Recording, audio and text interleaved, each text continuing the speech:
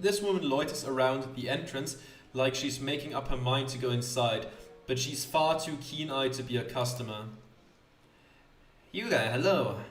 Do you work on the Palladium's first floor? Did my outfit give it away? Intuition. Before I answer, I must say I have a sneaking suspicion it isn't the lovely toffers who have you interested in the Velvet Rose. No, I do not. Before I answer, toffers, courtesans who cater to the upper class. Ah, I see. By the way, she just raised her eyebrow. I can't tell if she's taken aback or impressed. Replying to a question with a question was the first trick I learned when I became a journalist. Placing a hand over her heart, she backstabs with a slight bow. My apologies. Ivana Orsini, reporter for the London Journal. Pleased to make your acquaintance, miss. Not a courtesy or a handshake, but a bow. Quite a Tom thing to do. A tomboy, a woman acting in a masculine manner. Okay. Clara Reed, Dolly for the Velvet Rose. Clara Reed, and yes, I do work at the Velvet Rose. Clara von Trollope the Fourth, Countess of the Velvet Rose.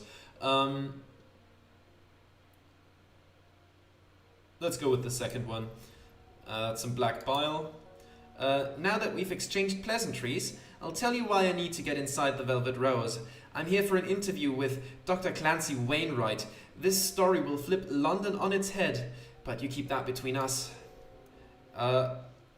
Who is Dr. Wainwright? We need a 5 or better. That's a 4. That stinks. Wainwright is an irregular customer of the Rose, as I recall. He picks a different dolly each visit, but he's never requested me. And you intend to ambush him outside a bordello? I doubt a brothel is the best setting to conduct an interview. Would you rather I extract him? I'm gonna go with the first one. I'm not gonna make an offer like that immediately. The excited glint in her eye says the opposite. If Dr. Wainwright actually responded to the telegram I sent to his assistant 8 months ago, I would be jotting down his answers in the comfort of his office at Benthal House. Mental hospital, okay. She fishes out a telegram with an air of vindication. To the esteemed Dr. Wainwright, on behalf of the London Journal, an interview is requested on the merit that you are in process of producing a cure for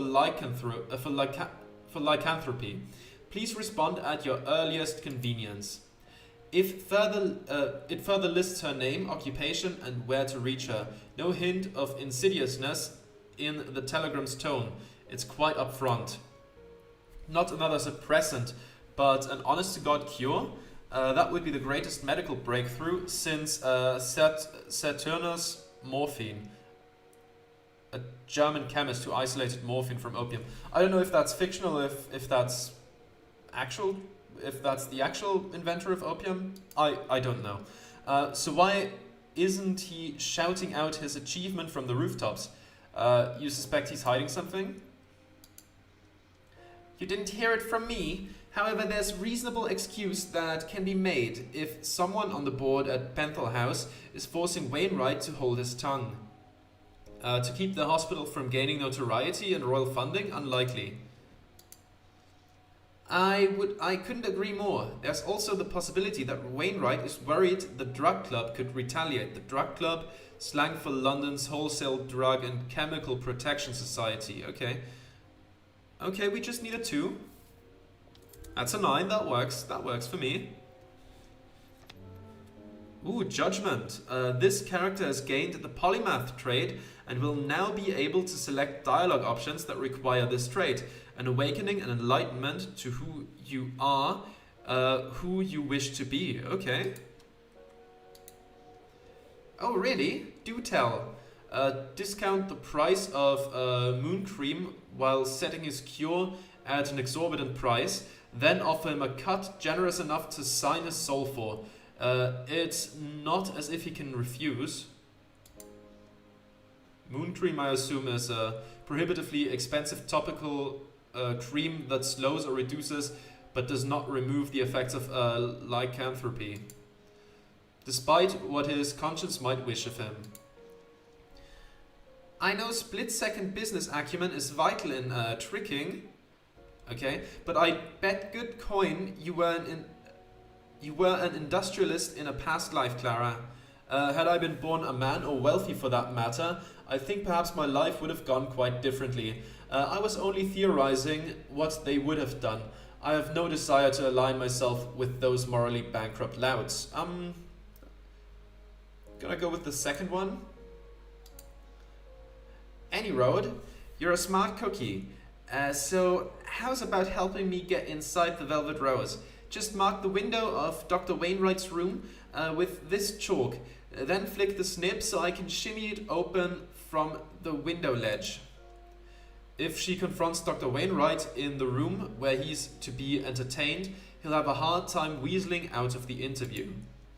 Does she mean to scale the building? She does have the live body for it. Sure. Why not? I enjoy a spot of tomfoolery now and again.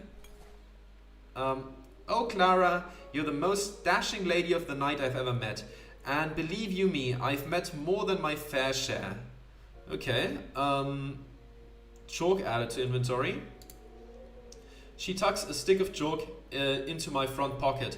Then with a wink she turns away, pretending as if we were once again strangers in the street. Okay. There's the Palladium.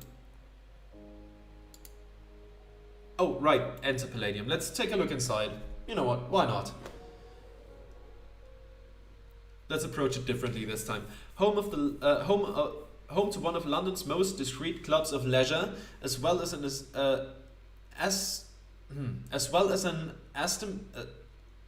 esteemably infamous gambling hall. The Palladium is no stranger to the odd successful bunco man or famous face caught with their hand in the cookie jar, who finds themselves in need of an abrupt and expeditious flight from London Fair.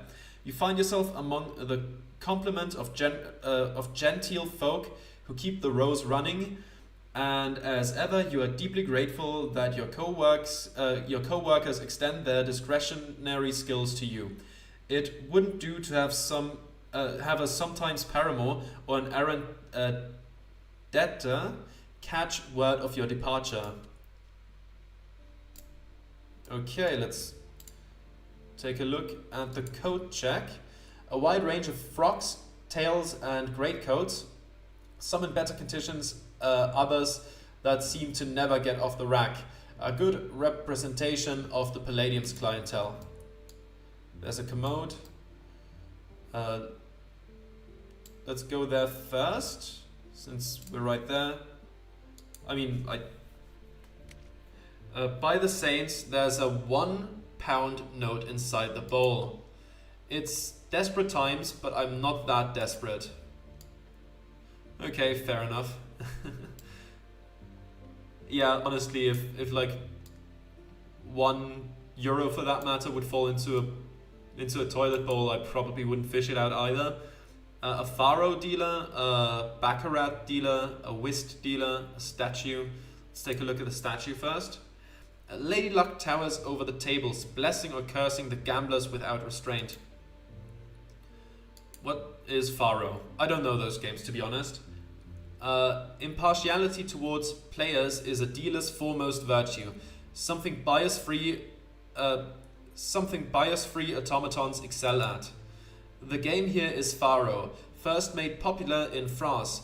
It's quick-paced and easy to learn, and it allows any number of players. Baccarat dealer, let's take a look at you. I wonder if these devices ever stop to consider their situation. Bit bleak to be going through the motions all the time, fueling the addictions of gamblers. Baccarat is played between player and banker. The cards are assigned point values equal to their number except for face cards worth 0. You'll find the more serious gamblers here, but there are far more reliable ways to earn a few quid. And then whist dealer. The Palladium was rather glad to acquire these machines. Far less deception and trickery, although it still happens, of course. This here is whist, a trick-taking card game with 4 players split into 2 pairs. There's a deity. Nike, the Greek goddess of victory. In my experience, there aren't many victories to be had in a casino. Well, maybe the casino has some victories. I'm sure they have plenty of those. It just all depends who the statue is for. Lefty Broen, the inimitable Lefty Broen, gambler, thief, and somehow a class act, all at the same time. How have you been? I haven't seen your name in the papers lately. I take it no news is good news, as they say. Aye, so it is. And it's quite the trick to keep it like that. Oh? Every time some bloody fishwife loses a bridal ring, it gets blamed on me. London's premier jewel thief, which is great for cadging drinks on Sunday night. Okay, Scottish, I get it, I can't do Scottish, but not so great when you're dealing with the law. So you've been laying low? Let's just say I've been dressing up a little more when I go out. The Palladium is quite popular. Doesn't seem smart to show your face around here. Maybe, maybe not. But I've still got to make me. God, this is really tripping me up. This is really tripping me up. Okay, like I can read Scottish, but when I read it, I usually just read it quietly to myself, and I don't have to pronounce it, which makes it easier. But I've got to make me my living any road. I'm about to get up on the Palladium. It's become a haven for tourists and posers, people who try to. Okay, yeah, essentially posers. Okay, ask her what she thinks about the courtesan killer, and then tagged. Have you had your hand in anything illegitimate lately? Let's ask about the courtesan killer first. I've been sniffing around this courtesan killer case. I have a personal interest, as you can imagine. What do you make of it? Could be either Jimmy or Beast, is what I've heard. Tangled with something similar in Prague, you can. I would have been victim number 4 if I wasn't sleeping with one eye open. I owed a very unpleasant fella a rather large pile of coin, and I was expecting trouble. What happened? This particular scoundrel favored a boning knife for his hobby. I twigged his shadow passing the lamp. Oh my god. This is really tough to read for me. His shadow passing the lamp at left, got her in and rolled off the kip before he could slash me open. Okay, so... Okay. A bed in this case, I suppose. And you got away? An exclamation of surprise, disappointment or admiration. Okay. I skipped out over the balcony, 2nd floor. No problem for yours truly, but he hadn't the brass to follow. But that encounter was too close to joke about.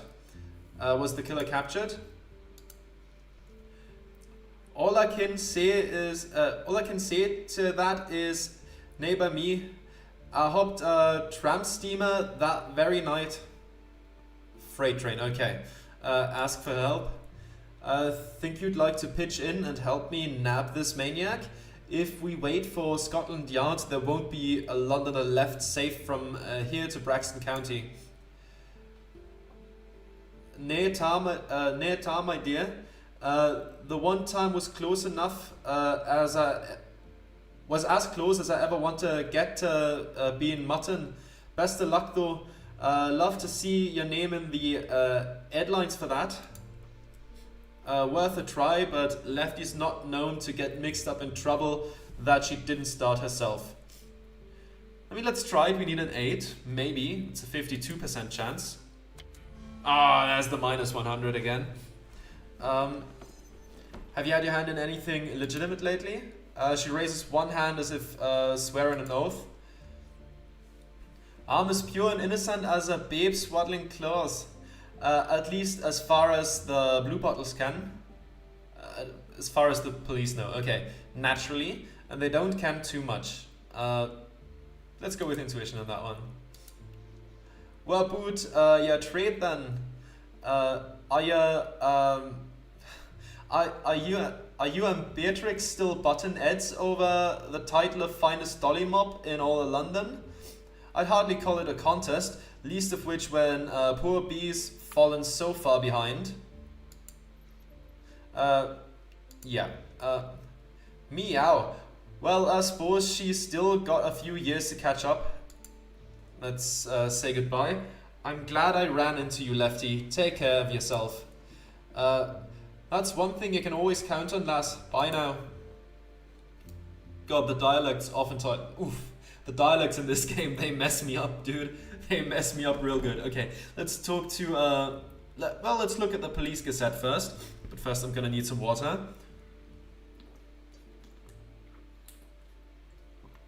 Okay. A broadside was abandoned at the bar. Let's read the report. Murderer still at large, and during the recent slaughter at Cannock Street, the body turned up in a back alley, torn to pieces. Who could be behind the bloodshed? Scotland Yard has doubled its forces to catch this killer. As of this day's writing, it claims that only ladies of the night have been targeted. But to be safe, all women are discouraged from being out of doors after sunset. Troubling times, I just hope there's something I can do. And let's talk to Clementine. Clementine Radley. If it ain't the lovely Miss Reed. You're in early, aren't you, darling? I hope you weren't singing till this evening for a dram. In for a dram? You weren't singing till this evening. In for a dram. Very funny, Clam. Don't you think it's a tad early? Well, la-di-da, miss, better than day drinking. Time was, you, me and Penny would drink any of the lads here under the table. Let's vent or look forward to tonight. Let's vent. I've just spent last night in a terribly long I've just spent last night and a terribly long morning with Lord Braxton. He'll forgive me if the headache hasn't quite abated. Wouldn't want to add to it just yet. Now that my ducky is more than fair enough. There's few in East London who could drink a Minotaur under the table. Dwarves perhaps, or certain fae, said only to be swayed by drink when served in an iron glass. Speaking of clients and headaches, you've a telegram from the Texan here, and one from Theodore Redgrave, sent along to your place of business, though I expect they'll have been sent to the bell jar as well. I swear my eyes are failing with the amount of long-winded messages I receive. Thanks, Clem, but you can bin those. I already read them at the bell jar. Sounds fine. I don't mind tossing something out, especially when it's misbehaving gin bibber. Oh, a drinker, of course, a gin drinker. That makes sense. Took me a second, but that makes sense. The Velvet Roses over there. Oh, there's a microphone. Can we do a Disco Elysium and sing karaoke here? One of my favorite inventions of the modern age. Standing up on the stage, I can communicate the most intimate emotions to 100, even 200 people at a time. Yeah. I mean, I can't. I'm a terrible singer, but... oh, there's a woodcut. An impossibly voluptuous woman, clad in a torn, form-hugging nightgown, reclines upon something resembling an outsized church pew. From inside her painted mouth, the tips of her canine teeth suggest a lurking danger. Not exactly subtle the way it implies that werewolves are uncontrolled beasts, though there's certainly an equally unsubtle idolization occurring there. I'd be lying were I to pretend I've no empathy for the artist. Well, fetishization isn't exactly allyship, but I guess. A prurient carving meant to stimulate the baser desires. Well, this is certainly the place for it, at least. Place to rest the eyes when intimate company is scarce, but I bet it boils the blood of anyone tight-laced. I'll go with the first one, I guess. Some more black bile. Let's go to the Velvet Rose, then. I'd better take care of everything else I need to do before I head in to see Sora. She can be long-winded at times, especially if she's in the mood for a lecture. Well, okay. If it says do other stuff first, let's do other stuff first then. So let's head back outside, I'd say. Alright, we can get the dots out of here. We got... what did we get here? We got Judgment, I think. Yes, that's the newest one we have. Does it say... What's his name again? The character's name. Inventory has nothing really all that new. Like there's some chalk. The ugly fan we already had. And now this. Right, the journalist stuff. Fine, there we go. Now it all looks better. There's the character sheet. How close are we to new things? Grace is relatively close to getting to 20. That's gonna be nice. And intuition is also close to getting to a next level. So let's go back to Beggar's Lane and explore the rest of the area first. Right, I've read that, so I'm not going to do that again.